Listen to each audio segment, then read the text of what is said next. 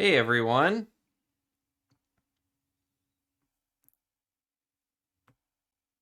Oh, Amber, you are on mute.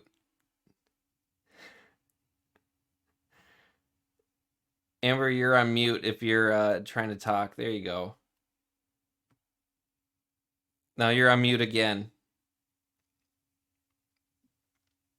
It's like lagging on my side. Okay, I can hear you now. We're good. Welcome to Rockhound Talk Live. My name is Amber Nicole. I'm your host, Amber Nicole. This is my co-host, Ben Court, and our intro has been completely ruined. So welcome. Oh goodness. Hey everyone. It feels Hopefully, yeah, like day it one. feels like we've had some kind of a long break, I think because of the eclipse. Even though it's still been just our normal, few weeks, it's something's been thrown off.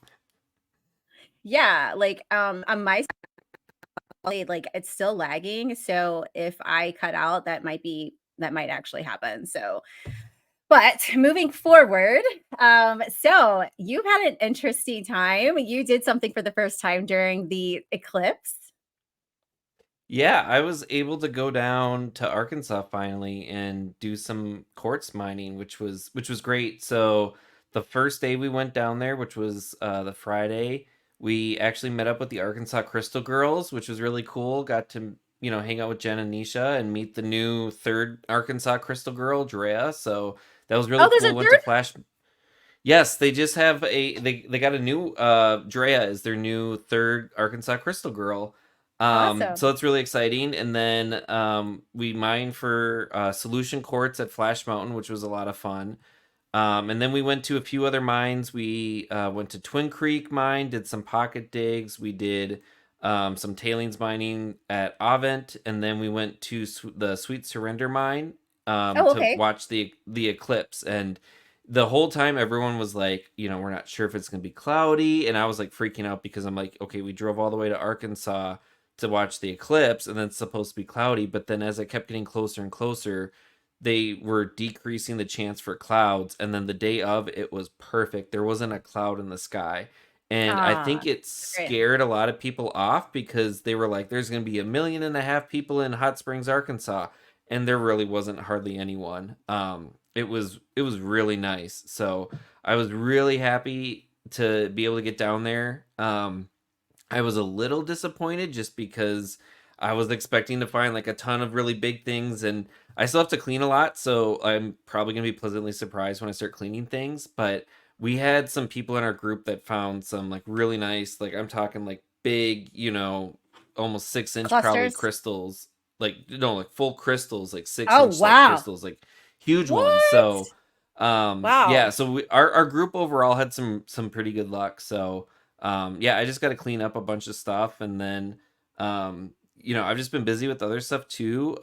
Back in November, I believe it was, Chase, the agate dude, does his Toys for Tots drive, and I actually offered up to take some people to go look for agates. And I actually took someone out this past Sunday to go look for agates because she had won like the trip to go and look with me, and she found I think it was a 12.6 ounce agate, which it was Wow. huge, and it was like really great because I was like super worried because you never know when you go looking for rocks, like you Right. might find something, you might You not. might not And yet. so Right. for someone to like pay, and like me sort of doing like my first like guiding experience with someone, I was like so nervous because I was like, you paid this money, it was for charity, like I Right. so hope that you find something. And Right. it like she was like over the moon, and then she found some other really good ones. So Yeah, it that's ended up great. working out really good. But yeah, I saw you did some stuff for the eclipse too.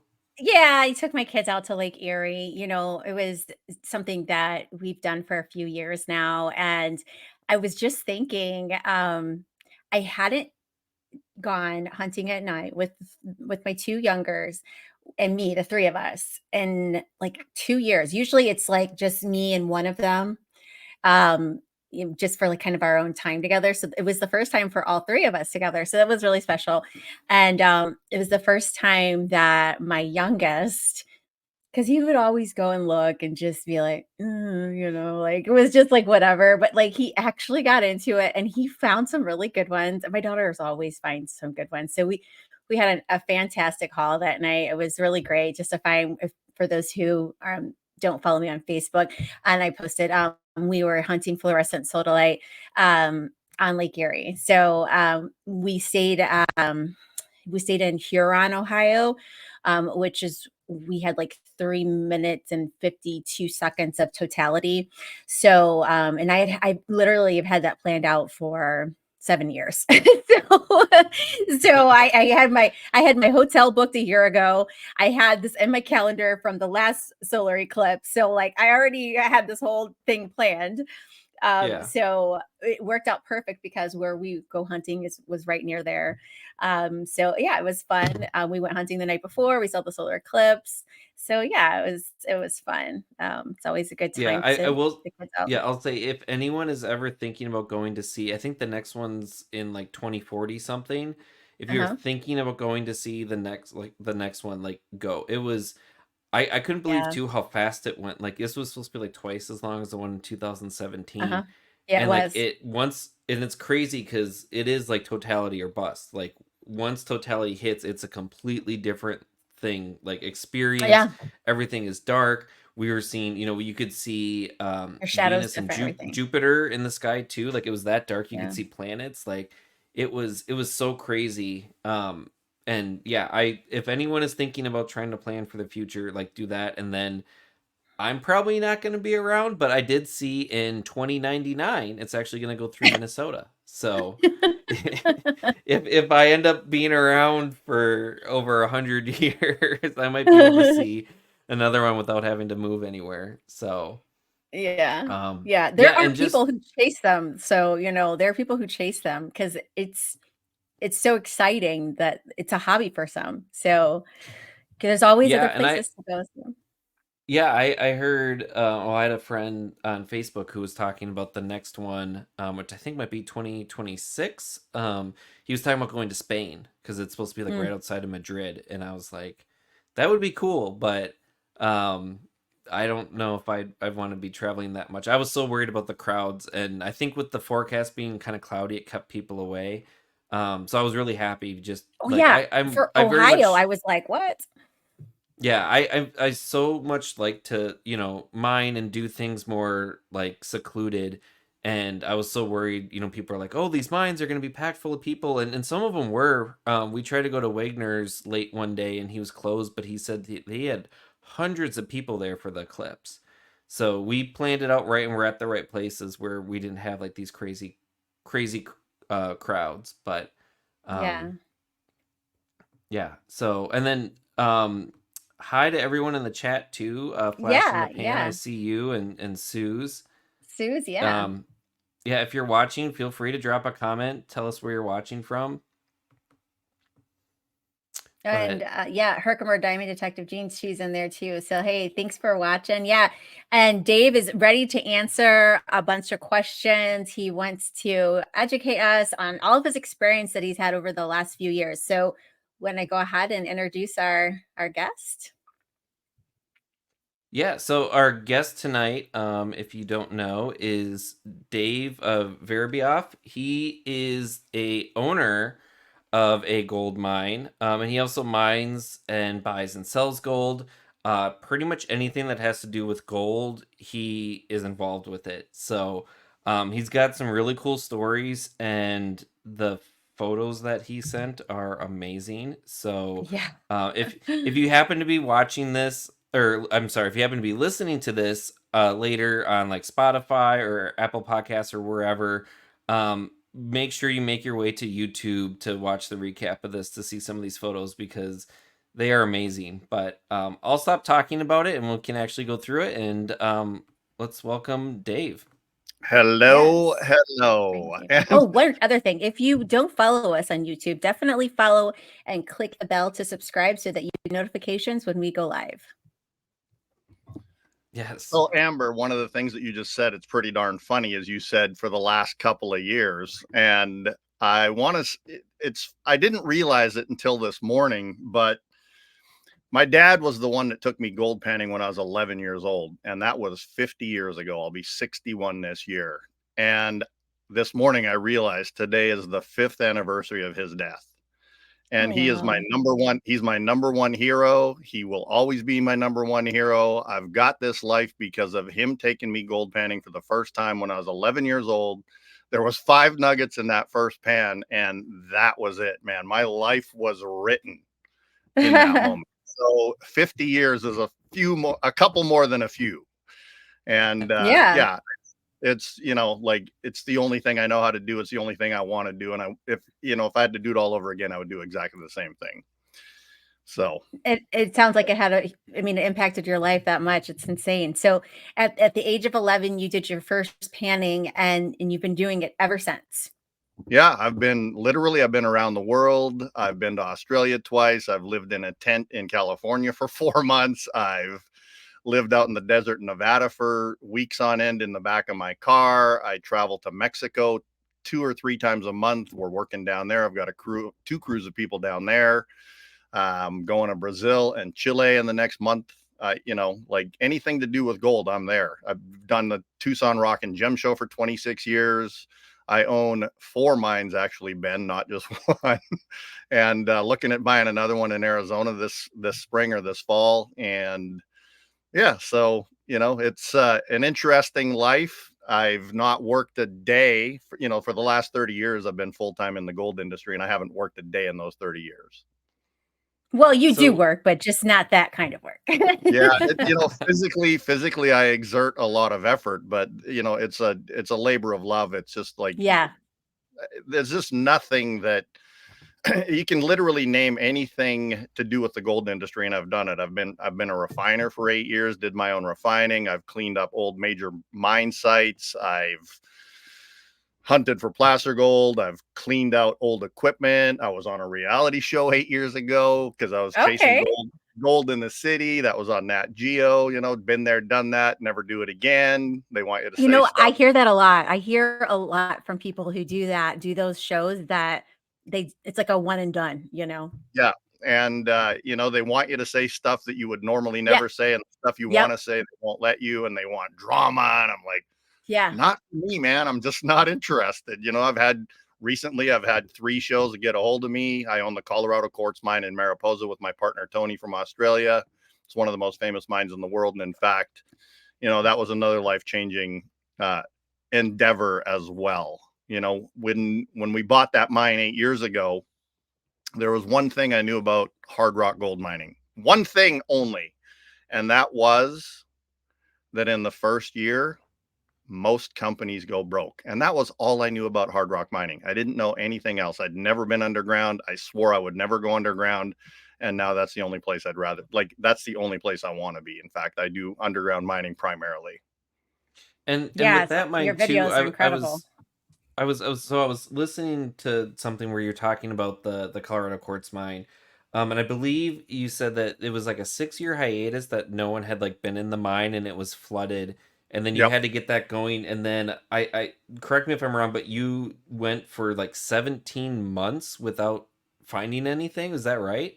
Not exactly that. So it's interesting, and that's true. The mine had been flooded for 6 years. So Lance, the guy that we bought the mine from, he hadn't been there for 6 years because he wound up getting a property up in Colorado near Cripple Creek. And the Colorado quartz mine was his retirement to himself, but then all of a sudden he's back to work. So he sold it to me and Tony. And he came to get us set up because, he knew the mine, and we started pumping it out. And it took 3 or 4 days to get down to the first level, which is 80 feet underground. And so when we got underground and Lance was still there showing us the ropes, we wound up finding a random piece of gold in an old working at one. We wound up calling it the mini dragon. It was a piece of gold on quartz about that big. And, Lance didn't stick around to see us recover it, but he was like happy that we found a piece of gold. He says, well, I sure hope it's not 100 ounces. And it wound up being maybe 2 or 3 ounces, but super nice piece. And then after that, it was 17 months till we found another piece. And then Wow. it gets crazier than that. So there's a couple of videos I sent you on WhatsApp, Amber, and Yeah. might want to show that one. So, when I went panning when I was 11 years old, that first pan had 5 nuggets in it. That changed my life. And then there was another piece of gold, and it was called the Angel. And I found it on January 12th, 2017. I remember specifically my best friend's birthday that day. I called him that day and I said, I think I just found one of like the most incredible piece of gold ever. and it was a quarter ounce, and it sold for more than 6 figures. And I have now doomed myself to chasing the rarest, most elusive gold there is. So after we found the Angel, we were finding pretty good gold for about a year. And then on March 4th, 2020, which is right when the pandemic started, I found my biggest piece ever. It was 17 ounces of crystallized gold underground. And then 3 years mining every day, 5 days a week, 40 hours a week, 9 grams of gold in the next 3 years. And Wow. that's the elusive nature of the rare crystallized gold. But I'm doomed. I have to now find something better than the Angel. So that's why I'm traveling all over the place. And I'm in a location now where we're very likely to, I'm very likely to find a piece that's better than that one. And in fact, the funny thing is, haven't found anything here for probably 6 months, like nothing, not a speck, not a flake, nothing. But this afternoon, we did get a signal in the wall. It's very faint, which means it could be deep. It could be ground noise. I'm not sure yet. But right when we started digging in this spot, the excavator wound up having a fuel problem. So I had to run into Placerville today, bought some fuel lines, bought some, my hands are dirty because I was changing fuel filters right before I got on this podcast. So you're not in Mexico right now, right? No, I'm in Central California. Oh, okay. Because I didn't know if you were gonna. So which mine you were talking about? Okay. Yeah. So I'm in Central California right now, up near Tahoe, Placerville area. So yeah, I'm going to Mexico Saturday because we started a brand new property down there on Monday. We got a D8 on site and they found 7 or 8 pieces the first day. But where we're digging down there, there's over 1,000 holes that are hand dug from hundreds of years ago, like 4, 5, 600 years ago. And some of these holes are 20 feet deep. They're 10 feet across. They're spaced out all over. And there's never been equipment in there or metal detectors. There's been metal detectors on the surface, but we actually now have leased the property to, go in with equipment, and we're going to run a dry washer and then obviously detect everything we can with detectors. And, they So found pieces today. Go ahead, Amber. I was gonna say. So I have a question. So you've mined gold all over the world, Yeah. and I've talked to you for the last few months, and you're between California and Mexico. So Yeah. my question is, of all the places in the world to find gold, why have you decided to primarily mine in Mexico and California? Well, California is arguably the place where the rarest, the most beautiful crystallized gold in the world comes from. For example, that's a natural gold crystal. Oh, This came out of gorgeous. this came out of the same pocket. Oh, it's This came just out of the incredible. Yeah, this came out of the same. This is 23 grams. It's probably the best single crystal out of California ever. Like everyone that I've showed this to in Tucson, high-end dealers, museums and stuff, they're like they swear it's Brazil, but I know it's not. This is Wow. better than the Brazilian gold. And that came out of the same pocket as Holy that. cow. Yeah, that's the one. That's the one. Ah, Yeah, Yeah, I I think do. Go so. ahead, I Ben. think I was gonna say we can get into you just showed some examples, but if you don't mind, let's get into some of the photos that you sent. Yeah, Because I think so. The one thing too, if people are trying to, usually when they think about gold, they'll think probably about jewelry and then maybe about nuggets, but it's pretty rare to find crystals. correct. So I don't know. Can you tell me some about what's on the screen here? Yeah, the one on the left, that's Mexico. And so one of the things is there's different terrain down there. We're in a really dry area right now with no water, but in one of the areas that we do go into, we do have water and we're able to actually do screening and washing like you see on the left. The picture in the middle, that came out of the property that I'm on right now. So we found that one 8 or 9 months ago, cleaned up. It's just a spectacular piece. I don't have a cleaned up picture right now. The one on the far right, it came from a place called Alamos, Mexico, which is in the Sinaloa, Sonora area. That's a Mexican piece, and it's crystallized as well. And then these, it gorgeous. looks like this is some different mining. Could you maybe like describe like what you're doing here? It looks like you're Yeah, using so water. Yeah, what this is when we use a bulldozer, we will bulldoze an area to expose, we usually scrape down 4 or 5 inches and then we run metal detectors over that. Well, what we do is we stockpile all the material at the end of the property, and then we're able to take these piles of dirt that we've pushed up, and we get whatever gold we can with metal detectors, and then the rest of this stuff we wash it through sluice boxes. So we have a sluice box, a ground sluice it's called, down on the bottom, and then we just wash the material through to recover the gold there through regular gravity methods using water. In some places we have to use what's called a dry washer, and there's no water available, so it goes through a big piece of equipment that has air in it, and it pumps air through the riffles, blows off the light material, and they're about 85% recovery for your fine gold. But we do get the stuff that we miss with metal detectors because some gold is too small for metal detectors. Okay. And we had sort of talked about this before we started, but so you posted about this on Facebook. And this is, you were saying, so this is like an example of just some of the crazy geology that's going on where you're mining. Yeah. It's unlike anything I've ever seen. And, I don't know geological terms. I had AI write that description.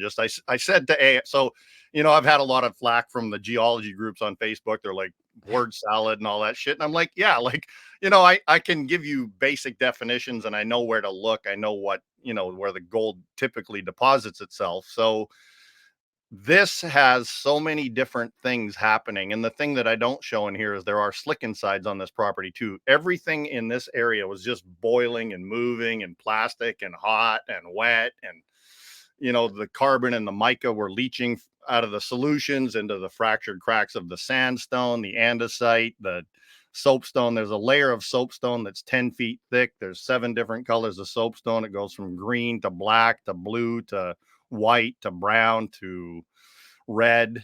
And we have decomposed hematite, quartz, and slate. We have banded slate. And the thing that's really interesting about this area is there's nothing that we've been able to definitively say, okay, this is the vein that we want to now chase, because the pockets are randomly throughout different strata. We're getting gold in the slate, we're getting gold in the soapstone, we're getting gold in the sandstone. Nothing in the andesite, even though there are some quartz veins going through it. And a lot of people might not know this, but andesite is seriously hard. It's a hardness of 7 to 8. It's like granite. And the Colorado quartz mine, which I own in Mariposa, it's an andesite dike. It's about a 12-foot wide dike in between the slate, that got thrust up when the North American and Pacific plates collided. This andesite is just fractured into just small bits and pieces and fragmented. And I've just never seen andesite do what this is doing here. It's just garbled up and everywhere. So the one question, And to clarify, I was going to say real quick, Ben, for people who are listening or watching, this is your property, your mine in Mexico, correct? Say that again. This is the mine in Mexico that we're talking about. Well, this is Central California. Oh, okay. Yeah. Yeah. So, okay. Yeah, so what's kind of blowing my mind as a geologist and knowing about how crystals form yeah. is you need to have space. So they need to have space to be able to grow into. So you think about like a geode, it's hollow because it's got space and the crystals grow into it. So when you find this gold, is it the gold is like growing into space that's there, or was it like forming in like solution and then it got stuff around it? Like, how do you know at all how this is forming? Well, it's all theoretical for sure, especially with gold crystals, because gold crystals are really they're the rarest of the rare. And most of these crystals are not, in fact, grown in vugs. These are encased in solid rock. In fact, the Van Halen, which is on the far left, you couldn't see any gold in the rock at all. There was just a little point of it sticking out. And then when I started prepping the rock, that's what showed up. And so what happens is most people think that gold comes up out of the ground melted, in volcanic lava and stuff, but that's not the way it is. Most of the gold that's formed in the form of crystals, it comes up in your hydrothermal solutions that has all the dissolved minerals in it. You got your carbon, your iron, your graphite, it's got copper, silver. And then the theory is, and there's just no definitive answer for this, the theory is that what happens is the reason gold is deposited in certain locations around the world, for example, Alaska, California, Nevada, they theorize that as these superheated solutions are coming up into the mantle, what will happen is there'll be a micro earthquake. And what happens is you get this micro earthquake, and then this high pressure superheated solution loses pressure. And it's kind of like a pressure cooker. If you have a pressure cooker on 15 psi boiling on your stove, and then you take the lid off of it, everything just, the minute you take the pressure off, it just drops out of the solution. The theory is that the gold does the same thing. And then your silicates, for example, the quartz, or in this case, we have some arsenopyrite and stuff, they come out at the same time. Wow. Okay. And the theory is that the crystals form almost instantly, just like bismuth. Oh, wow. And I can Interesting. see how it looks too. Yeah. Yeah. And So go ahead. oh, I was just gonna ask. So like where are these? Are these all from your California mine?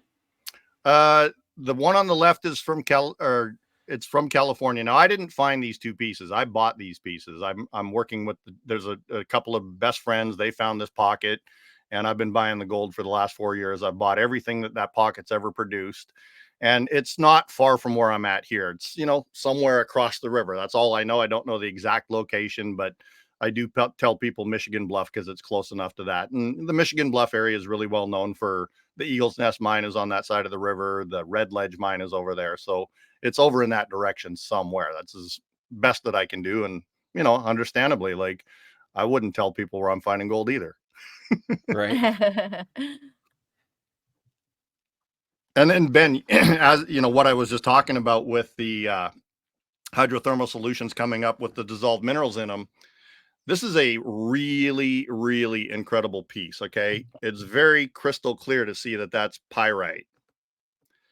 And then when we turn this on the side, you can see the gold. I wonder, I'm going to clear this off. Hang on. There we go. That's a lot better. So you'll see that this is iron pyrite. You can see the gold is actually growing through the pyrite itself. Is that like the kind of like needles or like thread kind of coming off of that? This one is more, you can see the gold right here along this one edge, and then the quartz obviously on it, and you got a nice pyrite crystal on the front. So this is a super rare occurrence. A lot of times you don't see fool's gold and gold together. Yeah, that's crazy. It's a very unique piece. I've had it for probably 1.5 years or 2 years. Some gold, someday I'll sell it. Someday, like when it's a weird piece like that, I wind up keeping it. But it's one that, again, in Tucson, I had it there this year, and a lot of people are like, wow, I've never seen anything like that. And I actually have one more piece from the year, and I know that this one came from the Scott River area in California. I know that's where it came from. There was some other pieces that came out of there. I don't know where the other one is. Too much gold, I guess. But I see some questions in the yeah. We should answer some of the questions. We have absolutely. So Sue's is asking, gold is amazing. If you're new to gold mining, what tools would you recommend someone to start with? There's one. Well, the very first tool is your eyeballs. Most people discount the value of being able to identify where you might find gold. So, your eyeballs for sure, and a gold pan is really what you need to get started. And even now I'm a hard rock gold miner, but when we're into an area and we start seeing some new veins show up, if we're not detecting any gold, we'll scrape some of the vein out, crush it, and pan it to see if there's any fine gold in it. So a gold pan is your number one tool. You want your little crevicing tools. A rock pick is usually very handy. And start there and see if you like it first, because the basics are fundamental to being able to find the type of gold that you're seeing here. You got to be able to identify, first of all, the difference between gold and pyrite. And the best way to do that is in a gold pan. So I wanted to show one video that you had sent. I think it kind of shows like, some of the ways that you use like metal detectors when doing this. Yeah. So let me see. Oh man. Dave having a big sound. Oro Minero. So Oro Minero. you can tell we're in Mexico. Oro Minero. Oro minero. Hermano de oro. Oro minero. Hermanitos de oro. That's my crew down in Mexico.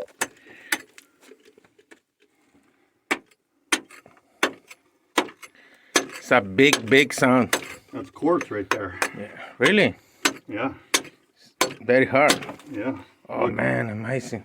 Granite and quartz sulfides.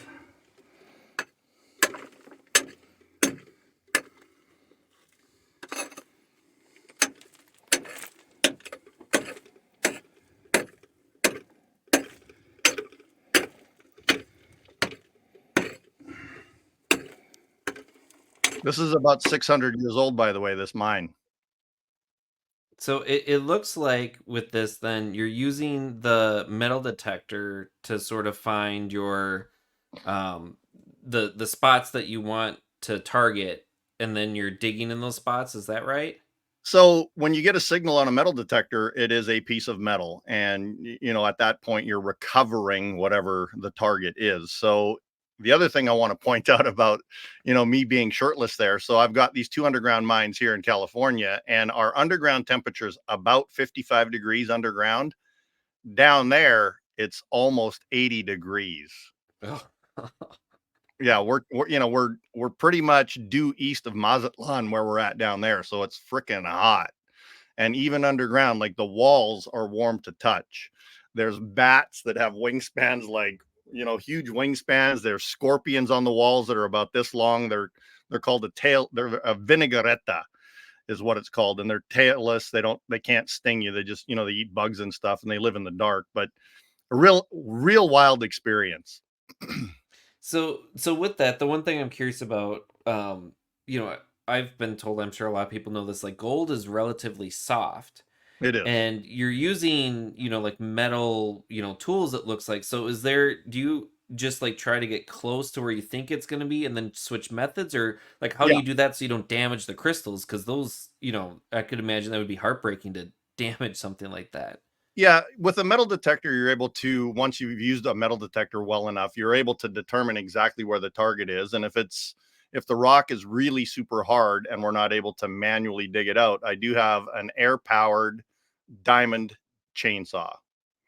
So we can cut out a large slab of rock, and then we take the whole thing to the surface, and then it just depends on the size of the piece. And sometimes the rock's not as hard as that. We can dig out around it. So yeah, you use your pick as your first piece of equipment that you use, but then after that we use power tools. Like I said, we have a chainsaw that's got diamond blade on it, and it's air powered, water cooled. I've got videos on my YouTube channel showing me using it. And in fact, the first time I ever had to use that saw, it was Super Bowl Sunday, probably in 2016. I don't care about football, so I was underground working, and I found that was the after the 17-month dry spell, that was the piece that we found. It was called the Super Bowl pocket, and I used the chainsaw to cut that piece out. And so I've got videos on my YouTube channel showing me use that thing. It's pretty wild equipment, and we have air chippers, we have chisels, jackhammers, drills, licensed blasters. So sometimes we have to blow out a little bit more rock, and so we drill around it, and we'll set off some very light charges and things like that. So with the metal detector, I'm kind of curious because I've only done metal detecting once, and it was on the copper tailing mines in the Upper Peninsula of Michigan. Yeah. And it was basically, I had probably the cheapest thing you can get that my fiance, her father had one, I think, for trying to find his water shut off in his yard. And it was basically any noise I heard, I just went ahead and did it. And looking at your videos, it sounds like you're trying to do something with the metal detector. Like, I don't know if it's like the pitch or the sound. Like, could you maybe talk about like what like how you're able to figure out what's gold using the metal detector? Well, you can't actually determine the different, like metal will make the same noise, whether it's a piece of steel or a piece of gold, typically. And so what I'm doing with the metal detector there, like why I'm going back and forth on it and kind of moving around it, is to pinpoint where the actual target is. So the metal detector is the most sensitive on the edge of the coil. So what you do is you come in from the side, and you start wherever you start hearing the signal, you kind of use your eyeball to pinpoint where the tip of the coil was, and then you come from the top, come from the other side, and you're able to determine pretty specifically where that target is, and that's why you can dig around it. Okay. Yeah, so let's see. So I just want to go through some of the other photos that you had here because some of these are just crazy. So what can you tell us about these? The one on the left-hand side is a piece of gold that was found about 100 feet up the hill from where we started working on Monday. It's 5 kilos. The 5 kilo, like it's the whole thing's gold? Yeah. Wow. Yep. And that was found 2.5 years ago, about 100 to 150 feet up the hill from where we're at now. And you said, was that underground? That was on. It was only 3 inches. It was only 3 inches deep. So what'll happen is, as a geologist, you understand that the natural processes of erosion. Gold is formed in the ground. Like, it comes up from the mantle. It gets thrust up when the mountains push up. The hydrothermal solutions come shooting up, and then as the geological processes naturally occur, the gold will erode out of the rest of the mountain and it'll start rolling down the hill. When you find nuggets and stuff in the streams, that's, originally that stuff was underground millions of years ago. And then it gets naturally worn through, being in water and being tumbled and gravel and rocks going over it. And so then a lot of times you'll find, like in Australia, for example, that it's flat. You go into Western Australia, man, it is flat as far as you can see. And the gold is laying out in the flat areas because the theory is, again, in Australia, is that at one time in Australia, the mountains were higher than the Alps in Australia. And then they've all been eroded down into just a flat desert, hundreds of miles. It's just flat. And the gold is just laying out in the desert wherever it eroded out of those mountains. Wow. Yeah. And so Flash in the Pan was checking 5 I kilos. I did say 5 kilos. Wow. That's 165 ounces. Jeez. And what are these other two photos here? Are they the same? Those are the same piece, actually. That's two views of the same piece, and that's a piece of crystallized gold. It's been in the water. You can tell by the rounded edges on it. It's slightly worn. It's not as sharp as the Van Halen or the other crystal that I showed you, but at one time, before it wound up getting into the stream beds or the river or whatever, that one would have been as razor sharp edges. And this one's from Yukon, Canada, actually. Oh, okay. Yeah. The one on the left and the one in the middle, that came from the property I'm on now. That was the last piece of gold we actually found about 6 months ago. The very last piece we found. Still have it. Okay. And then the one on the right, that's a piece of Yukon gold. I've been buying and selling gold. I don't know when. I bought that one years ago. And, I buy and sell a couple 100 ounces of gold a month. And so with these, like I'm noticing some of them, they've got like some slight color variations. Is that something that's just because of like the dirt or the purity, or like I'm guessing the one on the right's been kind of like tumbled a little bit? Like what's causing the color differences? Well, again, so gold is never pure when you find it in nature, ever. It's always got, well, that's not true. Australian gold is about 99% pure. It's typically the purest gold on the planet. So it has sometimes just a little bit of silver in it. But when you get into the Alaskan gold, it'll have copper alloyed with it naturally, silver with it. You get sometimes you get iron with it. You'll get other minerals with it. So it'll cause different colors. Nevada has gold as low as 75% pure. It'll have, up to 20% silver in it with a little bit of copper. So it just depends where the gold comes from based on the purity. California gold is anywhere from 83 to 87% pure. Alaskan gold, same thing, 83 to 85, 86, 87 as a general rule of thumb. Montana gold can get as high as 98%. And so it really just depends on where it came from, whether it was found in the rock. The one on the very far right, that one, obviously, again, it got eroded out of the vein millions of years ago, wound up in a stream bed somewhere, and then got dug up and, washed through a, wash plant, or someone might have panned it or metal detected it. Okay.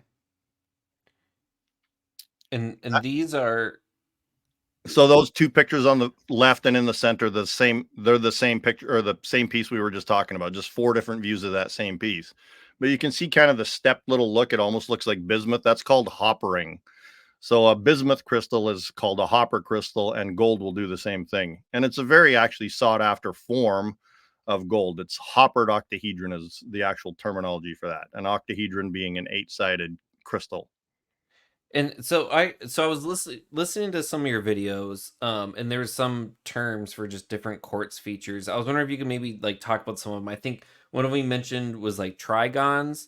Yeah. Like could you maybe talk, because I don't like I've never seen crystallized gold that I know of in person, and I'm sure there's like a ton of just like descriptors that you can use for them, and they're just, it's so interesting. So I was just wondering if you could like mention some of the different characteristics. Yep. So wire gold, you were talking about this earlier. That's wire gold. Wow. And it's just like, it's almost like just fibers, like asbestos almost, but it's gold. And then if you look at these under a loop, you'll see that there's little microcrystals on each one of the wires, and it's seriously cool. Here's another piece of wire gold. This is from Folsom, California. Oh wow, it's really yellow. Yeah, it's super yellow. Super yellow. This is a little higher purity, and then you can see on the backside. So this is a really killer piece that came out of the Folsom area probably 7 or 8 months ago. This is some octahedrons. This came out of the same pocket as the Van Halen as well. Again, it's another very unusual crystal. It's also very yellow. My lighting in here is kind of sucks. I've got LED lights in my motorhome. And so those are octahedrons. There are spinel twin wires. There are octahedrons. Trigons is a 3-sided shape. Typically, you'll find the trigons, like you'll get leaf gold, which has been extruded through the cracks. And a lot of times when that forms, as it's cooling, it'll form little trigon bumps. So it looks like little pyramids on the surface of the foil, the leaf gold. Okay. And those are kind of the major piece or major crystal structures for gold. So is there any one that's like, I know, we've kind of worked up to like gold crystals are really rare. Is there like the rarest, like what would be the rarest crystal of gold? Big razor sharp crystals are, your best. So there's not one in part. Like, here's the other thing that's interesting about that is, collectors are the ones that usually buy this kind of gold because it's far beyond the price of gold. None of this stuff is even close to the price of gold. And collectors really have the type of gold that they prefer. So there are some collectors that collect wire gold only, or there's some that will collect gold on matrix only. Like this crystal being as killer as it is, if someone wants a piece of gold on matrix, and a lot of collectors do, they wouldn't buy this even as incredible as it is. This would be an octahedron or a deformed octahedron. This is a hopper crystal. You can see the step sides on it. So, just for example, this is 26 grams and it's $50,000. Wow. Stop. Holy crap. Yeah. Wow. Yep. That's crazy. Yeah. And so that's why I'm doomed, right? Like I'm chasing the most elusive gold, but I'll go 3 years and not find anything. And then you find a piece that pays for the next 2 or 3 years. Like all the gold I find when I sell it, it's just so I can keep doing what I love doing. So how do you decide when, you said you're getting ready to buy another mine? How do you decide that this is the mine you're going to buy? The type of gold, and the mine in Arizona has got really wild crystals too. And, I'm going to keep that a little bit under the wraps for now until we make the deal or not. But it has a really wild type of crystallography as well that I haven't seen before. They're really interesting. Dodecahedron, 16-sided or 12-sided crystal, 16-sided crystals. And they're very unusual. Ben, I know I had to switch over to my phone. Did you show the picture of that one piece of gold that looks like leaves? It's like really big and it's like at the crystal. It looks like a leaf. Do you know what I'm talking about? I'm not sure. I haven't seen that one yet. Oh yeah, no, it's coming up. Yeah, let me go back to some of these photos because some of these are just nuts. So what can you tell me about these? And I guess this kind of too, I guess, goes back to what I was talking about color. Like you can kind of see, like I'm guessing, are these from 3 different places then? They are. So the one on the left is from Round Mountain, Nevada, and you can see that it's a paler color. And some of the gold from the Round Mountain mine had a higher silver content. Mm. But silver also really does help form crystal types that you wouldn't get otherwise. And if you've ever seen natural silver crystals, they do some really wild things. So it does kind of have a little bit of an influence on the way the gold forms. This is probably 18 to 20% silver in that one. The one in the middle, that is from Liberty, Washington, believe it or not. It's from the Ace of Diamonds mine. Maybe I might have that one here. Let me just check. Nope, I don't. I actually have some really cool pieces to show you, though. I forgot I had these ones here. And then the one on the far The right, last one. the one on the far, That's the one that on the, leaf one. Yeah. yeah, the one on the far right, that's from where I'm at now. Oh, that's incredible. Oh my Yeah. God. That one I love. Oh, Yeah. And then here's a really wild, I'll give you again, this is from where I'm at right now too. This is leaf gold. This does have trigons on the surface of it. You can't see them until you look at it under a loop. But this was found in the vein. It was folded in half, like it was folded like this. And when I started cleaning it with a high pressure water gun, it just naturally unfolded. And then 2 feet away on the exact same vein, and was this one. oh, gorgeous. Wow. Oh, And so this is, this is very similar to the one that you like, Amber. This is it yes. came out of the same vein 2 feet away. That's So crazy. 2 feet from each other in the same vein, you have these two pieces. Wow. And that's why I love the crystallized gold so much, is because when you get a signal, it's gold, but you don't know what it's looked like. And it's like I don't know, it's like playing a slot machine or putting a quarter in a gumball machine, hoping you get your favorite, like you just never know what it's going to look like. Right. And so that's why, like, every single time I get a signal, whether it's a big or small signal, I never know what it's going to be. So, it's crazy. The one on the left, I don't know. That's probably an Australian piece. I don't remember that one specifically from many, many years ago. The one in the middle, that's another piece from British Columbia. That's from Atlin, British Columbia. And then the one on the far right, that is my partner, Tony. That's his nugget. It's not mine. It's from Australia. It's 84 ounces, I believe. He had that one. Fucking crazy. Yeah, he had that one. Yeah, he had that one in Tucson this year. So that's an Australian nugget. Tony, Tony Fraser. I met him 25 years ago or 26 years ago in Tucson. We immediately hit it off. When we bought the Colorado Quartz mine, he called me. And, I've just every year, like, I've been to Australia twice. I went and stayed with him for 17 days. We looked for gold. And, Tony has the best Australian gold out of every other dealer out there. He's dealt with some of the most famous Australian nuggets that are out there. In fact, he owns a piece of gold called the Thunderbolt. It's 117 ounces. It's like, this tall. He carries it around. When he takes it into the show in Tucson, it's in a violin case. Wow. That's crazy. So with these, like you mentioned, they're nuggets. So for something to be a nugget, does it have to be like a placer? Or like, I guess, could you maybe explain the difference between like a nugget and then like the crystals? Yeah, for sure. So nuggets are typically, again, all this gold was originally formed underground. It came out of the vein somewhere, wound up in a river or a dry desert somewhere. It was, it's just not in place anymore, not where it was formed. It's now in place where it got to by being eroded out of the original source. And so nuggets are pieces of gold that are not in the lode or in the vein or in, it's not just quartz veins that gold forms in. And then anything else would be either considered lode gold or specimen gold. So you get a piece of gold in quartz. It might not necessarily be crystallized. It could be what's called crystalline. And there's a differentiating weight. Yeah. So crystalline gold is gold that's still in quartz, but it doesn't have geometric structure. Okay. If we refer back to the piece that you said that you loved, Amber, you can see actual geometric structure to it. Yes. And so that's crystallized gold. Mhm. And the one in the middle would be more crystalline because it doesn't Okay. really have crystal structures. It's more random. It's just gold that formed and didn't form into cubes or trigons. It's just random, bright colored gold that's in rock, and that's the difference. That's good that you explained that, because I was curious on that, because I seen the terminology used and I wasn't sure what the difference was. So I'm glad you explained that. And here's a really good way to actually frame it in a way that people might understand it.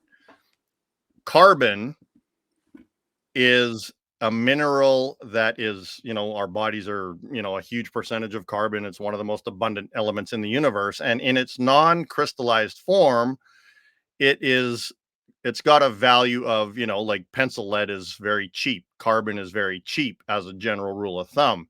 Now, when you get into the crystallized form, I'll ask you, Amber, I'm going to ask you specifically. I know Ben knows what the crystallized form of carbon is. Do you, Amber? Do you know the crystallized form of carbon? Diamond. Yeah, diamond. You're 100% spot on. I'm like, is this supposed to be a trick question? That's not a The trick pop question. quiz. There's other people that might not know. Right now, if Okay. you think about the price difference between carbon as the mineral, the black mineral that we all know that you cook your steaks Right. with, and a diamond, it's drastically different. And it pretty Right. much, it's the same in the mineral world. It's like quartz crystals are worth more than just white bull quartz. Right. Any crystallized form of a mineral is rare for one, and then obviously a lot more valuable. And I'll just say, like, I mean, maybe in the gold world, but like, like rockhounds in particular, I would say that most of us don't know that there's like crystallized gold. Like, I think that's Yeah, really cool. most people don't. A lot, and it's like I said, I'm doomed. It's like I wake up thinking about crystallized gold. I go to bed thinking about crystallized gold. I go to bed thinking about crystallized gold. And I do the nuggets to pay the bills because, again, I'm on a 6-month dry spell, but today maybe we do have something. I'll know here after the podcast. I'm going to run down with the metal detector and see if our signal's a little louder. I heard the excavator running about an hour ago, but we haven't found anything for a while. So, I think it'd be kind of fitting that today would be the day that we do find a piece because, 5-year anniversary of my dad's death. And Well, as a tribute to him, it would be just great to find one. Yeah. Wouldn't it be? Yeah.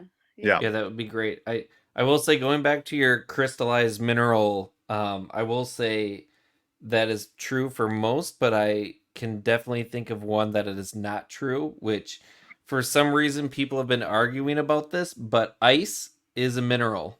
It fits Well, yeah. all the Of definition course it is. Yes. of a mineral. So It's, I'd say how did 20 you bucks. say? I'd say, 20 pounds, you can get about $4 for a bunch of ice. So Have you tried to buy ice in California lately? It ain't I $4, have I'm not. telling you right now. We do have a question from the Herkimer Diamond Detective asking about she wants to try gold panning. They've got a friend in Colorado that has land on the Colorado River, and they're wondering if it'd be worth it. So, I guess how do you know where to pan for gold? Or do you just go and just, try it out? No. So it's really a great question. You want to go to where gold has been found before. We're not the first ones walking around looking for gold. And, if you think about the gold rush, 1849, 50, in California, the whole mother lode, pretty much anywhere you go, you're going to find at least, little gold dust and flakes in your pan. But you want to do the research. The other thing that I recommend people do is look for local prospecting clubs. A lot of the states have local prospecting clubs. There's the Roadrunner Club down in Phoenix area. The GPAA is a nationwide club. You can become a member. I don't know what the price is anymore, but I did the GPAA shows for years, and they have probably more clubs than anyone. Well, they're the biggest private prospecting club in the United States. I know that, but in Colorado, there's for sure going to be some small clubs there, and you just got to, get on Facebook. And there are quite a few groups on Facebook for gold, finding gold in Colorado, and, just do your research. And then you go to those areas. See, the thing that's really good about clubs is if you're a beginner, a lot of, the gold mining community, we love making sure that people are successful. We want people to enjoy this hobby. The more people that enjoy our hobby, the more we have an opportunity to have a voice when we have to fight, some of these policies that we're fighting, the Yeah. Forest Service and the BLM, and our rights are being taken away. I hate to say it, but they're closing Forest Service roads. We can't go to some places that we used to. And so the best thing to do is look up a club in the area that you want to go, do some research online, and go where gold was found before. And here's why it would be worth it, whether you find gold or not. You're going to be in the outdoors. You're going to be learning something new. You're going to be enjoying Mother Nature, and you're going to get some exercise and some vitamin D. And you could find some gold. My very first pan ever, 5 nuggets the size of match heads, and that was it. That's And crazy. it's really why I sell pay dirt too. People are like, what's the deal? Like, why would people buy a bag of pay dirt? I'd rather go out and find it myself. Well, what about if you live in Kansas or Missouri or Hawaii? There's no freaking gold. Right. And people, just because they live in an area where they can't readily access gold, they get to experience what it's like to pan for gold. Yeah. And it's also too, like, I'm friends with the Mineral Monsters on Facebook, and they were mentioning, because they're kids, and their parent was saying, hey, they're looking to get into gold panning, and it's like, well, it'd be really fun if you're getting into gold panning to actually find gold, and so the pay dirt would be a great option. It is. It's a really great option for people to learn. And I did see a question a little bit earlier. One question that popped in was saying, man, I used to love your crystallized gold pay dirt. Well, here's the deal. Whoever asked that question, let me scroll up and see if I can see who that was. SJB. Okay, so SJB, here's an interesting thing. I'm driving to Nevada tomorrow to buy some crystallized gold to do a brand new run of Nevada crystallized pay dirt. It should be on the website Saturday or Sunday. Woo! And this stuff is sick. It's all wire gold. And it's like check out goldbay.com either this weekend or early next week. I'm bringing it back. It's been a while since I've had it, because to get crystallized gold to put in pay dirt is really hard to find, but I did wind up finding a source. So tomorrow I'm actually going to pick it up. Nice. And just to backtrack briefly, the GPAA, I mentioned this in the chat, but it's the Gold Prospectors Association of America. I want to mention, I was doing some research earlier, and I did come across that, and I actually found on their website they've got a whole bunch of links for clubs, and I actually joined the Facebook group for one in Minnesota. So it's very easy to find information about that if you're looking into it. And also, we were talking about access for lands. If anyone's interested in getting involved in protecting access to public lands, the American Lands Access Association, or ALAA, is a great resource. A lot of mineral clubs that are part of the AFMS, the American Federation of Mineralogical Societies, are also members of the ALAA. So if you're interested in, they're the ones that have published a lot of stuff about, like, the Mojave National Monument or whatever it is in California, that they were going to be expanding their reach and basically not allowing rock hounding in certain areas of California. They were very adamant of publishing information, here's BLM meetings, and really policy driven stuff. So if that is interested to you, then definitely look up the ALAA as well. Yeah, another one to look up too is PLP, which is the Public Lands for the People. So I met Jerry Hobbs 26 or 27 years ago. He originally founded it. He passed away a few years ago, but it's a really great group of people, and it really is about protecting the public lands for the people. So plp.org, I believe, is what it is. Just look it up. It's PLP for sure. And they're all also very instrumental in helping small-scale recreational miners, hunters, fishermen, off-road enthusiasts, things like that. And that's why I'm saying, like, it's really, like, support your clubs, because the more people we have, like, the fishing industry has a huge voice, and we want the gold mining and gold prospecting community to also have that kind of a voice, because, a lot of times, here's the other thing that people don't understand. If we're running a suction dredge, which is a piece of equipment that floats on the river, and it's got a suction nozzle on the end, and you pull up gravel from the bottom of the river, goes through your sluice box, and then whatever you're sucking up off the bottom of the river, it goes right back into the river. You're not actually discharging or introducing anything new into the waterway. And a lot of times dredgers will get fishing weights and shotgun pellets and old scrap steel. Like, that stuff is in the streams already. And responsible dredgers, we will remove those foreign materials from the stream bed and we will take them and dispose of them properly. Like that, and we will also clean up all the other stuff along the edges of the banks. Like we really take pride in the fact that we're conserving nature. Yeah, that's Yeah. great. So I believe we had just a couple more photos. Yep. I love that one. That's the other side of the one that you saw earlier. Yeah, that's just incredible. Yep. Have you sold that one? Yeah. Okay. Okay. Yeah. Okay. Amber is about ready to sell a kidney. No, I'm not saying I would buy it. I'm just curious because it's so incredible. I'm like, there's gotta, I mean, how could it not be sold? Because it's so, like, you know what I mean? Somebody has to want that. It's so gorgeous. Yeah. Well, it's yeah. And I did have to throw in, I did come across one last picture of he's making an appearance right behind us. Your dog Camo dressed out in some gold chain. Yep. And then my dogs are on the road with me. My old guy's sitting here beside me. He's 17 years old. He's deaf and blind. Oh my gosh. But he still gets around. His nose works real well. He goes almost everywhere I go. Oh, that's sweet. And he's got 250,000 miles on him. Oh my gosh. He's been to Mexico 10 times. He's been to Canada 10 times, all over Nevada, California, Washington State. Like, this dog has been around. So he'll be 17 in August. So question, I know that you have your mines that you mine. Is that the only place that you're mining is your own mines? Pretty much. Yep. Okay. I mean, that seems pretty obvious, but I just didn't know if like you were like, you know what? No, there's this one place that I always like to go to, but okay.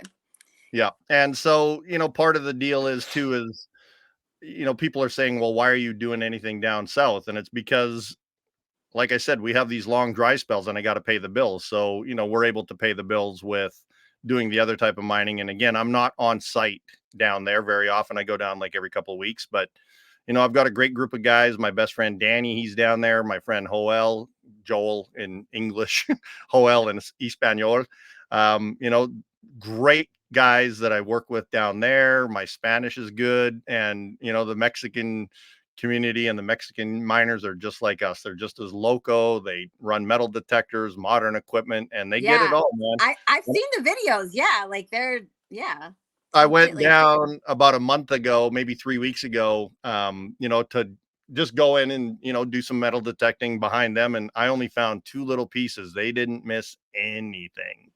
These guys know what the hell they're doing. Yeah. So Diana asked where in Mexico do you, I mean, not specifically, but is there a city that you, do you know where Puerto Vallarta is? Not me personally. No.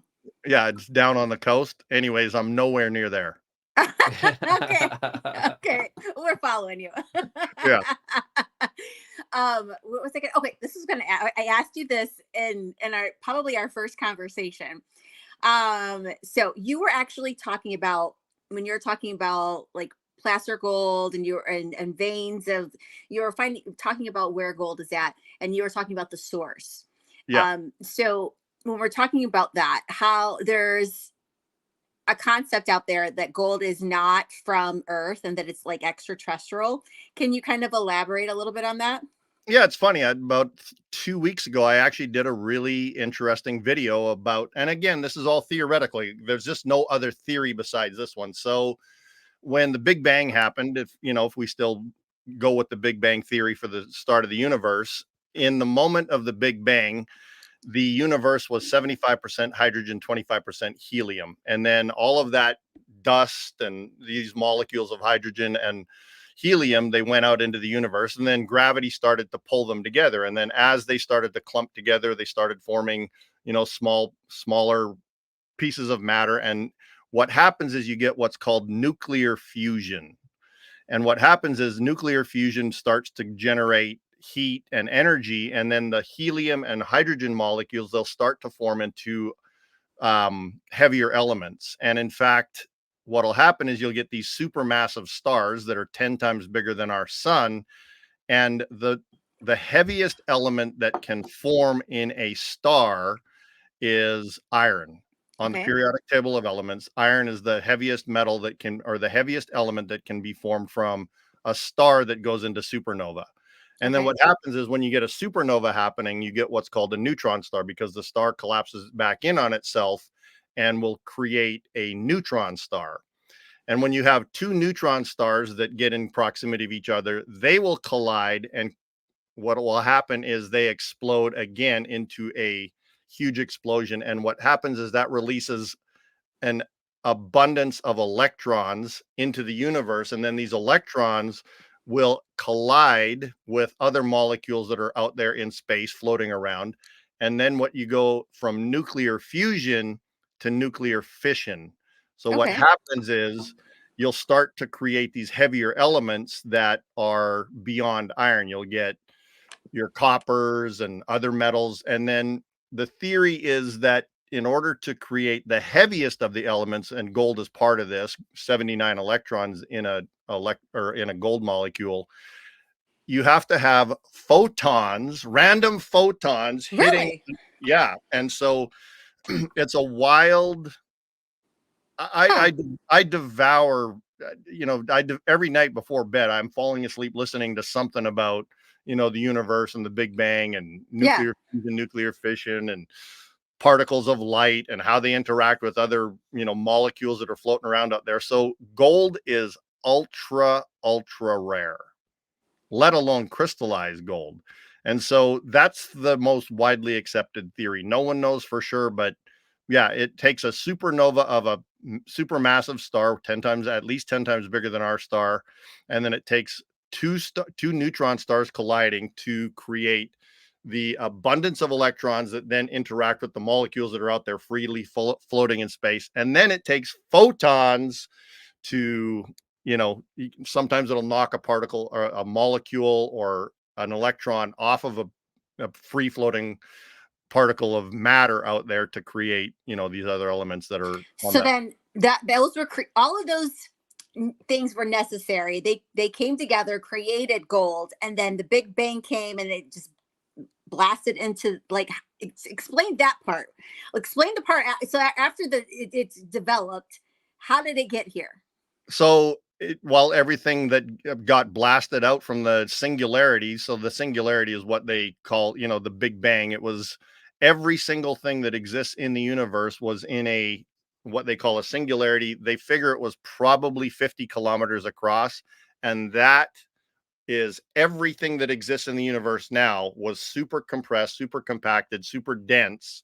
And then when it exploded, it was an instant expansion of the universe to unfathomable, unthinkable, size that we have now. Right. The James Webb Space Telescope is now kind of putting a little chink in the armor. They actually now think that the universe is actually 29 billion years old. They don't know for sure, and that's because some of the supermassive galaxies that they're seeing that were supposedly formed 400 million years after the Big Bang are too big to exist Mm, 400 million years after that the Big Bang. So there are some things that are now having a lot of, consequences in the widely accepted theories. Yeah, so and interesting. just, kind of to expand on that too, we can see stars and their relative position Correct. and see that they are moving away from a central point to realize that, because the universe is still expanding today.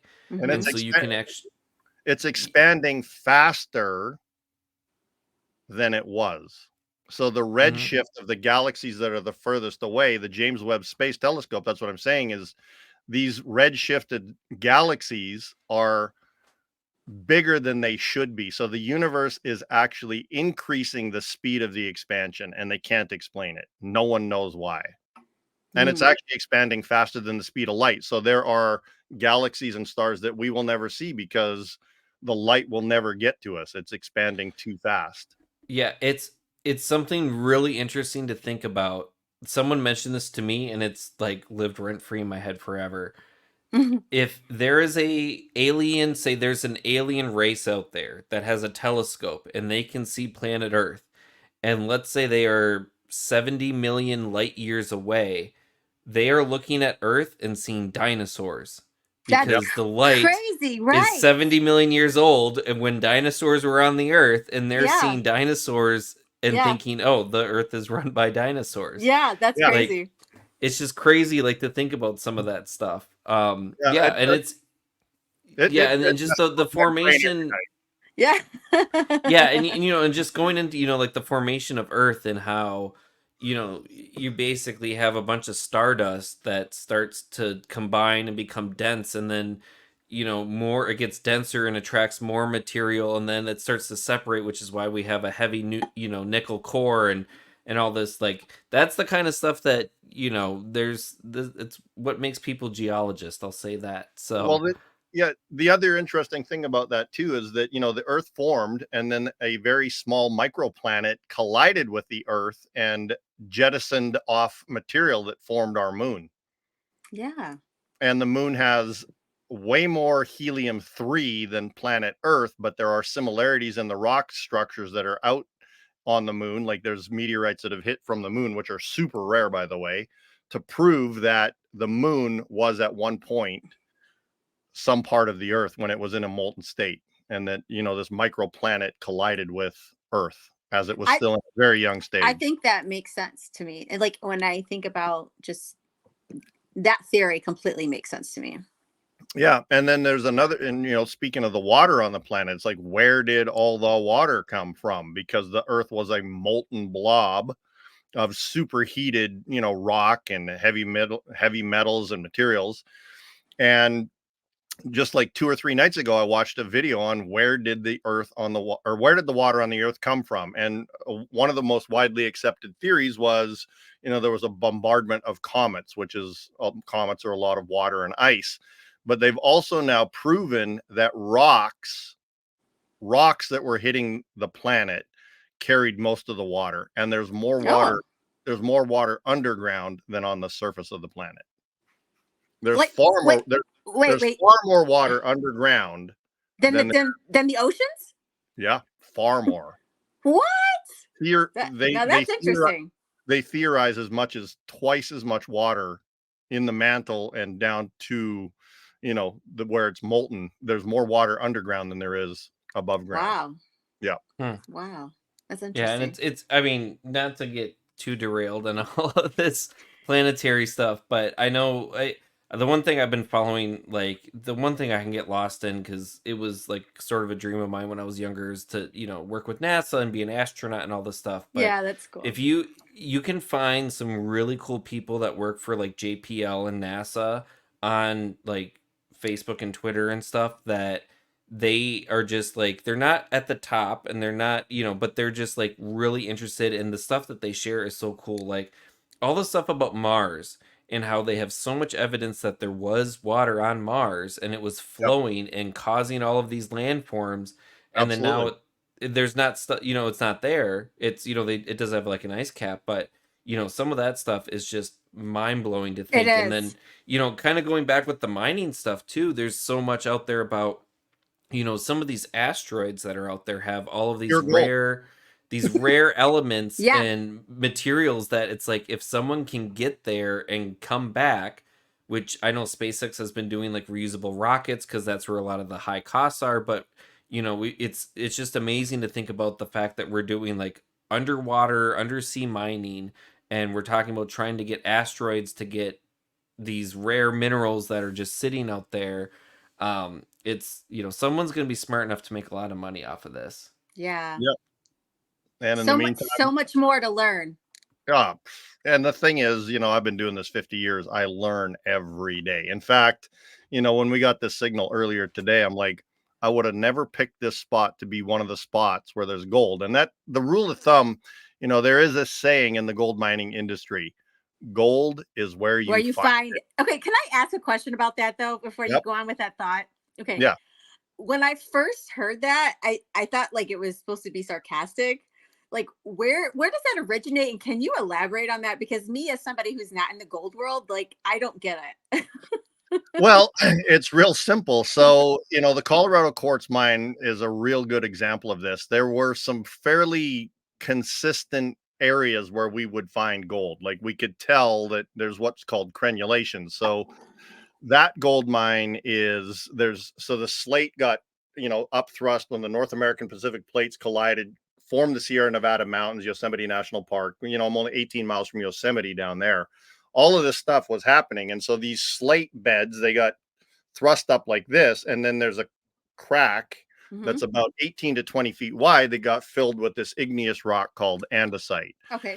And then as the andesite started to cool and fracture and crack, which, hot rocks, as they're cooling down, it does that. And so what would happen is there's these little ripples that would happen in the andesite. And when we had gold veins running through these crenulations, on the high side of this little ripple, we would typically find pockets of gold. So we were in an area where we were doing really well. We were finding a lot of gold. Some places we'd blast and we'd find 14 or 15 different targets. It would be gold every time. And then we would blast the next time. We would blast a little higher up and we would think for sure there's going to be gold there. Boom, boom, boom, boom, boom. No gold. Nothing. I've got a video on my YouTube channel and I think it's called the November 24th Pocket or Discovery and Recovery of Rare Gold Crystals or whatever. Was that like 2019? Probably right around there. It's a 47-minute video, 47-minute long video. It's really unedited. I swear a lot in it because I'm excited as fuck when we find this gold. I found one of my favorite pieces of gold. I called it the, November 23rd Pocket. It's one of the most beautiful gold crystals I've ever seen. It was on a quartz crystal. The gold was super bright and you can see us recover it underground and I spray it off. I spray it off with a little, like a water sprayer type thing. And you just see this thing just go crazy, brilliant gold. And it was one of my favorite finds because I found that in a spot that I didn't expect to find it. So that's where the old adage comes true. It's where you find it. Not where you expect to find it. A friend of mine, his name is Nico, probably 3 or 4 months ago, he had never really been looking for gold in the red, the iron rich soil that we have here in California. Australia is famous for it as well. Arizona has a lot of it. Down in Mexico, there's a lot of it. Red soil, we're looking for that. But he was not typically looking in those areas. And he found just a stunning 4-ounce gold nugget, very shallow. Place that he would have never thought to look until he, saw some of my videos. And so again, it's like you want to go to where gold was found primarily, but here's one thing I can say about that. This is really perfect. I just thought of this. This is for the beginners primarily. When people go to an area where gold has been found before, a lot of times people will go right down into the stream and they'll be digging in the bottom of the creek and putting that into their pan. And then that is not recommended. And here's why. When the gold is in the waterway or in a stream or in a river, you got to realize it's been there for hundreds or thousands or millions of years even. And gold being 19.3 times heavier than water, specific gravity is 19.3. It is at the very, very, very bottom of all that river gravel. You can find what's called flood gold, which is, if we had a really high runoff this year, you'll get some smaller pieces of gold that are typically in the riverbed strata. But if you go to an area where gold has been found before and you're working beside a stream, what you want to do is you want to work away from the water and you want to try and find exposed bedrock. And you want to crack the bedrock open. You want to break the rocks open. You want to dig out the cracks. And so you want to be away from the water where you can actually recover all of the material that goes deep into the cracks of the bedrock. You want to look for any little depressions, or you got to realize that the river and the stream are where they're at now. But 1 million years ago, where was that stream when the gold was deposited? So if you look at most of these gold mining shows, you're going to see that they're not working in streams with their excavators and their bulldozers and stuff. They're way up away from the waterway. They're in the old ancient channels, the old tertiary channels, the old tertiary gravels. When we were covered with ice because of the last ice age, the glaciers, they pushed a lot of this gold from way up north, from Alaska, northern British Columbia. All that stuff got pushed and scoured along, but that was 1,000 feet higher than the riverways are now. So you want to look in the areas where there's exposed bedrock, and metal detecting in those areas is good. And even with your gold pan, go crack the bedrock open that's away from the stream. Yeah. And scrape that stuff out. And that's also something I've been telling this to people too, like looking for agates, especially in Montana. There are so many old deposits from the Yellowstone River and some of the areas where the ice sheets have been pushed down that if you get outside of the riverbank, you can find some really great deposits that people don't look for because they know it's in the river. They know that there's gravel there and that's where they go. But when you go to, like, I've shown people maps, and you can see on the satellite image this old gravel deposit, this oxbow of where the river was, and I've been there and I've looked, and it's full of cactus, and it's not entirely fun to hike through sometimes, but it's full of agates. And it's the same that every year our mineral club goes to Montana, and we go to a private ranch, and everyone goes through this creek bed. The first year I was there, I started going literally up a hill, and on one hill I found, I want to say 3 or 4 agates, and one of them was over a pound and the other ones were over 2 pounds, and it was all on one hill. And I keep telling these people, like, you don't need to know everything there is about geology, but if you look for where, like, the water has been, or where, everything has been, you can get to places that people don't get to and find, and it doesn't have to be agates or gold. Anything that's been washing down out of those mountains, whether it's, sapphires or topaz or, whatever it is, you can find that. Yes. Yeah. If you can understand where things were, then you can understand where things are just waiting for you to get there.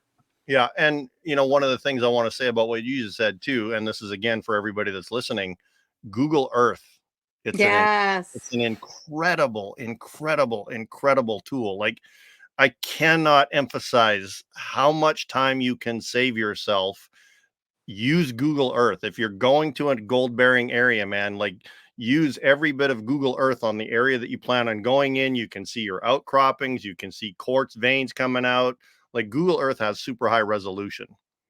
Yes. It's super great. It's one of your best prospecting tools again. And that's why I said earlier when we started this podcast, your eyeballs are your number one tool. Yeah. Yeah. All right. So there is, I did have at least one more video I wanted to show. I wanted to show one video. I know we showed one while you were in the mine. I just wanted to show this other video of you, like, going into a mine. This might be a couple minutes long, but I wanted to show this one because it's a little bit crazy. Yeah. Yo matando la mina. This is the same one in Mexico. This is crazy. Just crazy.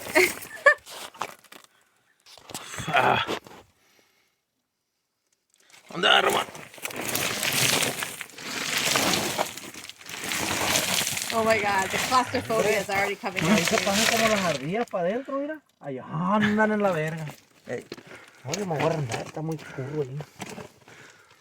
Aquí me quedo yo cuidando afuera. Ya. Ahí está el detector. This is wild. Yeah. That's where I love being, man. It's just wild. And these are all just hand dug tunnels. Yeah. This is probably 500 years old. That's crazy.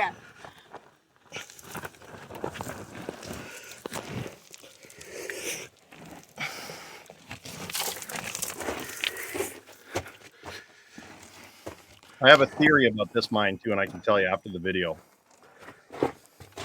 This is wild. 2,000 feet of tunnel on this mine, all hand dug. It's crazy. And my mind is just blown right now. Like, what? Yeah, 80 degrees underground. It's just crazy.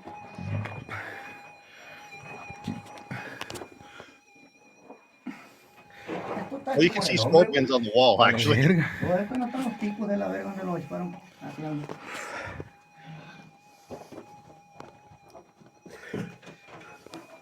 Like, the level of trust that you have with your team down there is incredible. I mean, because this is just like, you're not gonna just go down any tunnel. Amazing, Dave. See, Beautiful. this is just like my mine in California. Really? Almost exactly. Is that similar? Very similar. Yeah, look at the quartz. Oh, man. This is a real Oh, interesting. man. That's quartz. Yeah, that Beautiful. metal detector. Yeah, that's a good. Look at the quartz in here. Oh, this is a very crazy job. Yeah, this is all hand dug. Hey, Dave. Look at, hey, Mira, holy Look at the camera. fuck. Camera. Dave. What the Woo. Hey, hey, hey. Hey, hey, hey. You wait till you see this. Gambusinos. Wait, don't, Oh, sorry. no, me first. Okay. You wait to see Okay. this is cool.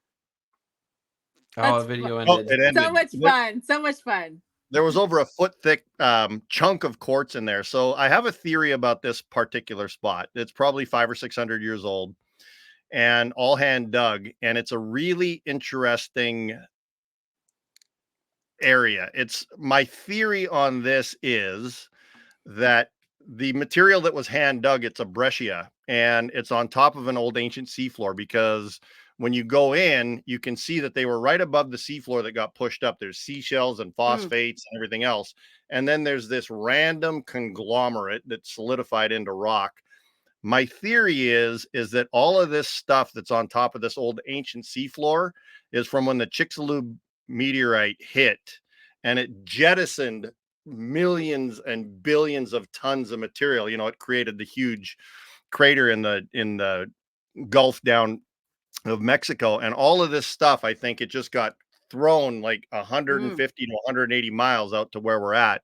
And then it all came down, landed on top of what was already there. Okay. And then it solidified into a metamorphic type breccia or metamorphic rock because there are no continuous veins of quartz. There's granite, there's obsidian, there's chunks of quartz, there's some rounded off rocks, there's sharp rocks.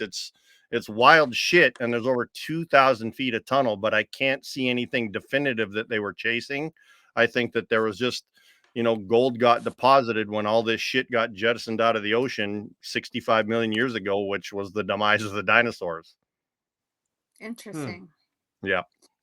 So what I guess this mine that you own down there, like what is it? There's crystallized gold there then, correct? In one area we are getting crystallized gold. We've been Okay. finding that recently, and then in the other area it's all nuggets. Okay. Yeah. Because that's your primary thing. Because I was kind of wondering, like, is that what prompted you to go there then, was the crystallized gold? No, just, you know, I hooked up with, you know, Joel, Joel, he's in the video, and then some other, you know, Okay.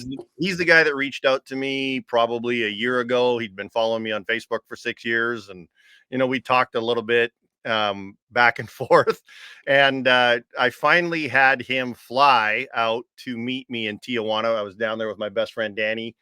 And I said, you know, I want you to be here when we meet this guy just to make sure he's the real deal. Within 2 seconds of meeting him, I knew he was the real deal. There's just That's cool. there is no faking there's just not enough. You like immediately within 2 seconds, you know, when we drove away from that first meeting with him, I said to Danny in the car, I said, he's the real deal. And he goes, I can tell. Yeah, and Danny yeah. hasn't really been prospecting yet, you know, but Danny, he's down there right now. He's away from his wife and his daughter, and he's on the project, and he goes for a month at a time and then goes back to Tijuana. But, you know, Danny's down there and he found his very first piece of gold with a metal detector. And, nice. you know, he's now a Gambusino too. He says, I can't stop thinking about gold. He got the gold fever. Look at Camel. He's so excited. He's like, oh, he's so cute. He's like, it's dinner time. So, yeah, So- he's my headrest always. So I did have one question. So I was kind of going through your story. So I know, like, when you were 11, you found, you know, 5 nuggets of gold, and you got into prospecting, and then there's sort of a gap, you know, as far as, you know, you got into gold and whatever. But I saw that you owned like a pawn shop. I did. Was that just like more so that you could maybe find like gold, or like to have funds to go find gold, or like what? Yeah. How did that fit in? Well, it's just, you know, it's all part of it is, you know, when I started buying and selling gold 26 years ago, I didn't really have a good way to source gold, and I started buying gold from American Coin and Vault in Spokane, and I met a guy named Bill Graham, became super great friends. And I remember one of the things that he said to me is, and this, I still live by this adage, he said, a fast nickel is better than a slow dime. And so when people say, well, Dave, you've got the best prices, how come you sell stuff for so cheap and your pay dirt is so good? And two reasons. One, I want people to get a fair value for their dollar. And two, a fast nickel is better than a slow dime. So I'm like always, buying and selling gold to be able to pay the bills for those dry spells that I have. To make it as a full-time gold miner, just mining, it's probably easier to become the next Van Halen or the next David Lee Roth than it is to be successful as a gold miner.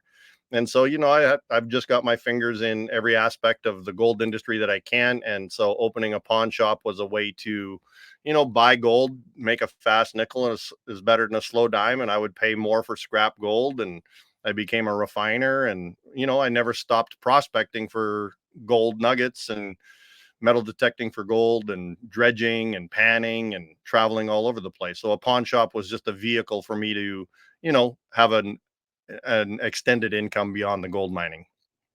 And so the one thing I was reading about too is, you kind of had some advice. So if someone, say, comes across some gold and for whatever reason they want to sell it, what sort of advice do you have for them for that?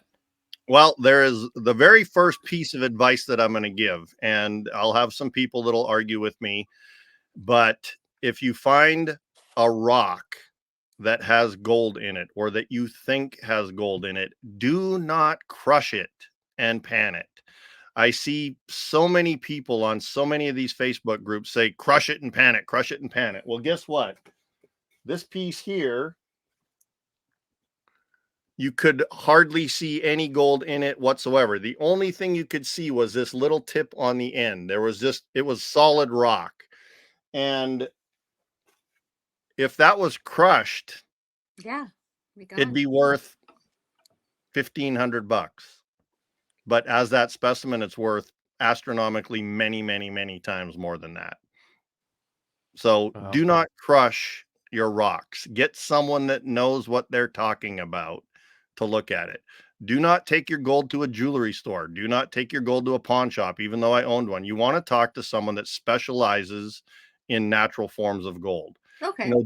Jewelry stores, there are some smaller jewelry stores where you may have, in a gold barren area, like in Alaska and northern parts of British Columbia, there are jewelry stores up there that will, treat you properly with that. There's a place in Placerville that I go see him all the time, and he pays gold miners fair because he specializes in raw forms of gold. So there are some places that are reputable, but a lot of, the old adage was, take it to a jeweler, let them tell you. But Right. there's not many jewelers nowadays that specialize in natural nuggets and rare forms of gold, particularly if it's in the host rock or it's in a rock.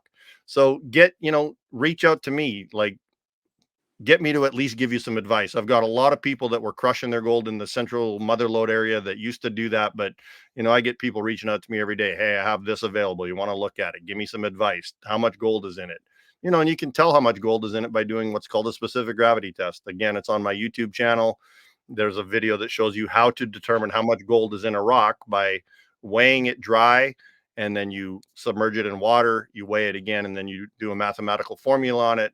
Archimedes came up with that test 600 years ago, and it's called the Archimedes test or specific gravity. So you can determine very closely how much gold is in a rock specimen.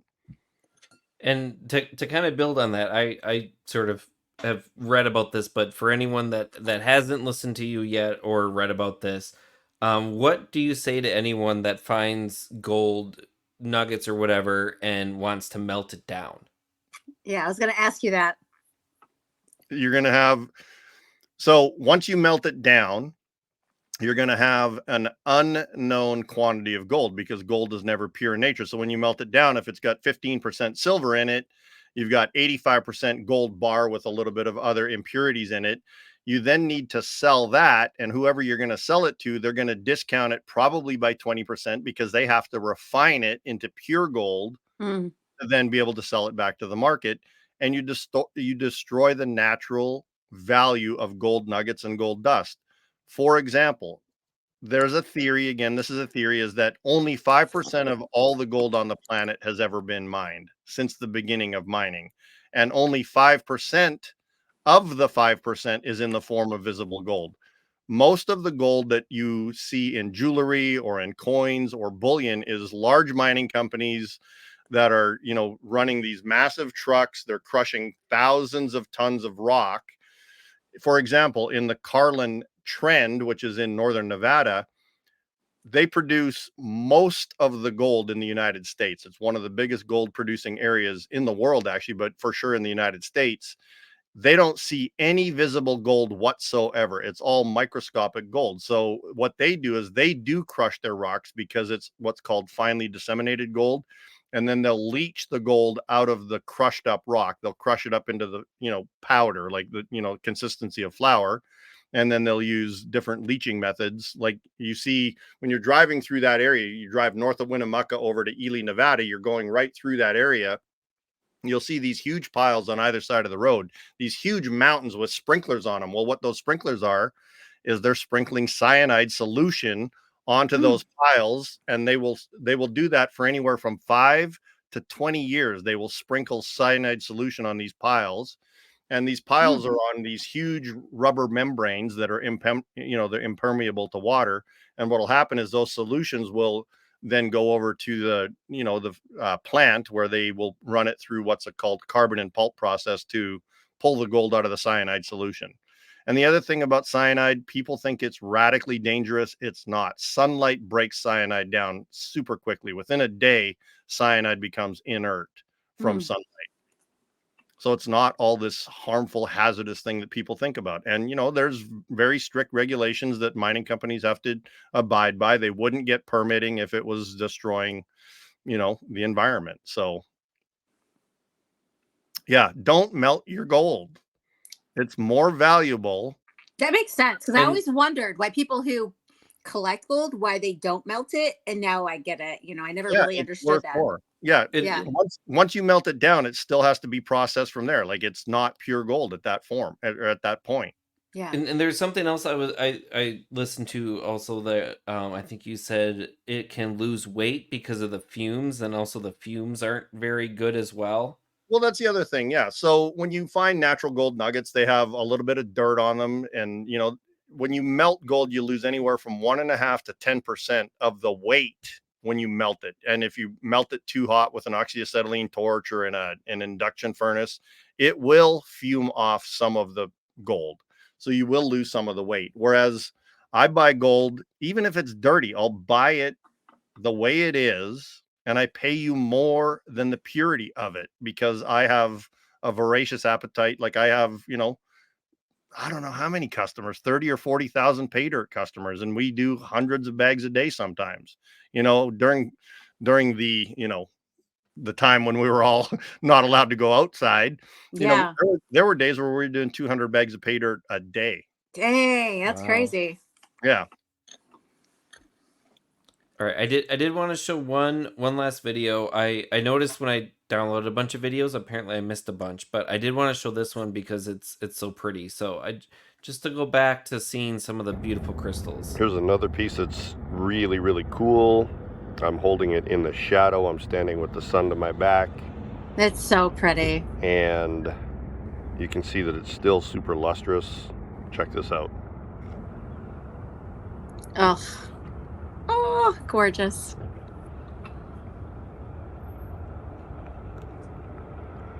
Yep. You ever seen anything so crazy? Beautiful luster. Looks like a dragon to me. It does. All See that the happened dragon on head, that the was eye up lost here with where water. my forefinger is. Yeah. Flip it over. It's a dragon head the other way as well. Love That's this cool. piece. Yeah, that is cool. And So so, that- where So was that piece from? Yeah, I was gonna say, where is that? That's from where I'm at right now. And how much work did you have to do to find that piece? This one was it was found on the surface. Oh, okay. Well, Oh, that's really? good. That's good. So sometimes Wow. you'll get pieces that, again, gold is where you find it. Yeah. And That's so so this was cool. very unexpected. It was after a serious rainstorm, Ah, and it just nice. washed away the dirt, and there it was. Oh my gosh, that's gorgeous. Wow. Yep. So I'm hoping that's what's in the ground tonight when I go back down there. Yeah. So Well, how long have you been mining at this mine that you're at right now? About a year. Oh, that's it?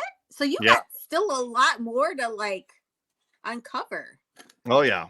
No, Wow. there's, but again, like 6 months haven't found a thing, not a speck. When do Nothing. when do you decide like you've tapped out on a certain location? I don't.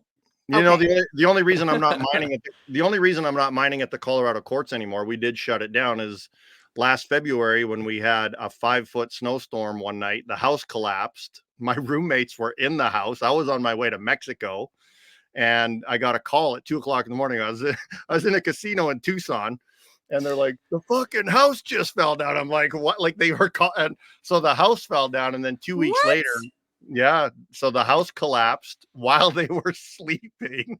That's And crazy. it's still not totally rebuilt, but the guy that worked for me for years and years, he's been rebuilding the house for me. So we're almost completely rebuilt. But a couple of weeks later, part of the mine did collapse from the surface Oh. down to level 1. It didn't collapse it in a way that we can never open it, but for now I've shut that mine down. It's not going to be anytime soon that I'll actually go back there and reopen it up. I'd have to do probably $50,000 to $100,000 worth of work just to get it back up to MSHA safety standards and things like that. So there's nothing in the near future is going to have me reopen that mine. okay. So that, in that case, it was just a Right. matter. Safety issue. Yeah. But here it's like, I'm just going to keep going until, something else calls me away from here. But I'm here for a while, That's good. even though we haven't found anything, and it's not cheap, $25,000 a month. Yeah. Yeah. Wow.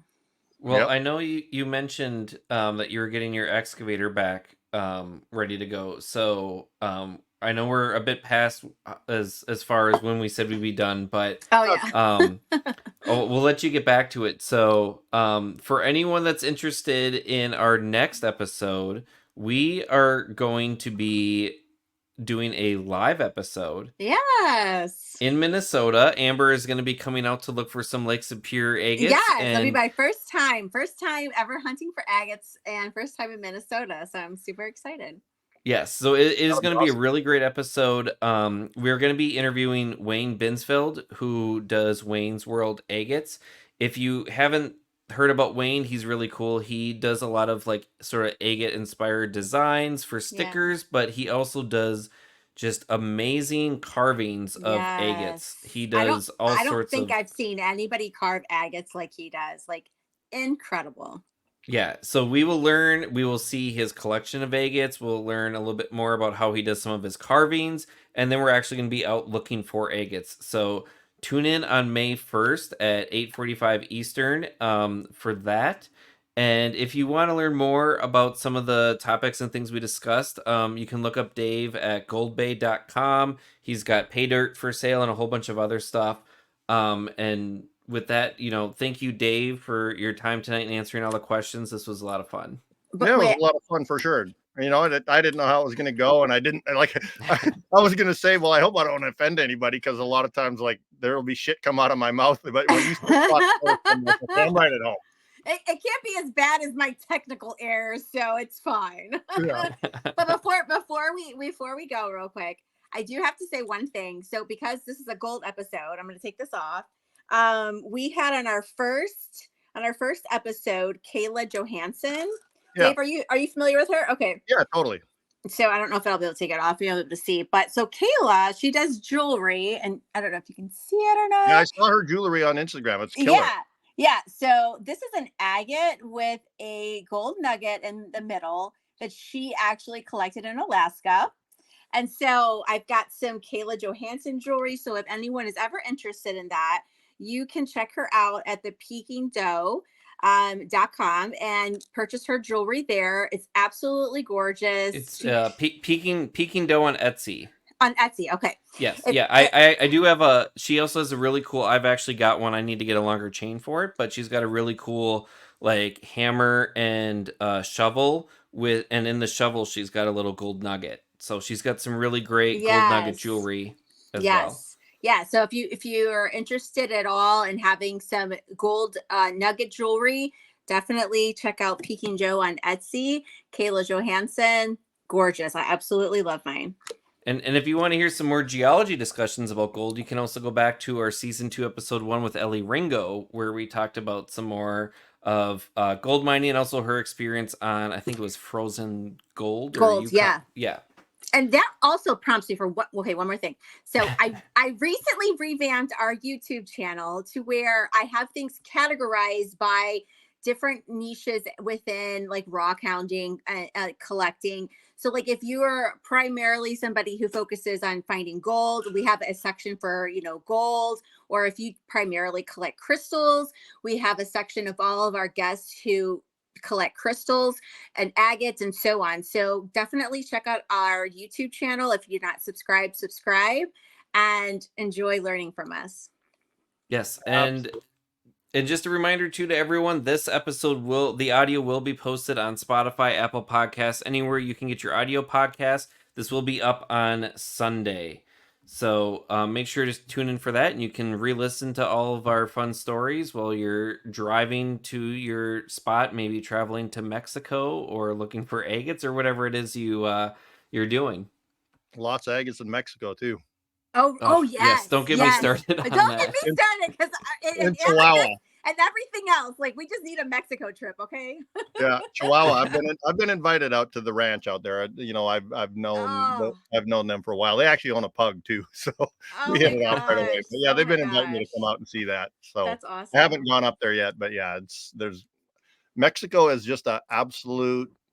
You know, it is not what most people see on Travel Channel and all that stuff. Mexico is super rugged, super mountainous, super remote. It is absolutely, it's mind blowing how rugged. I need to get a trip out there. Crazy. Well, you guys have seen a lot of my pictures, like mountains and places that we've been and places that I'm continuing to go, and it's rugged and remote. Right. And it's not expensive to go out there either. So nope. It's on my radar. I fly from Sacramento to Guadalajara for $30. That's crazy. Stop. That's crazy. Oh my God. Volaris Airlines, man, annual pass. $30 from Fresno, Sacramento, Oakland, Reno, $30. Wow, that's insane. That's crazy. Yep.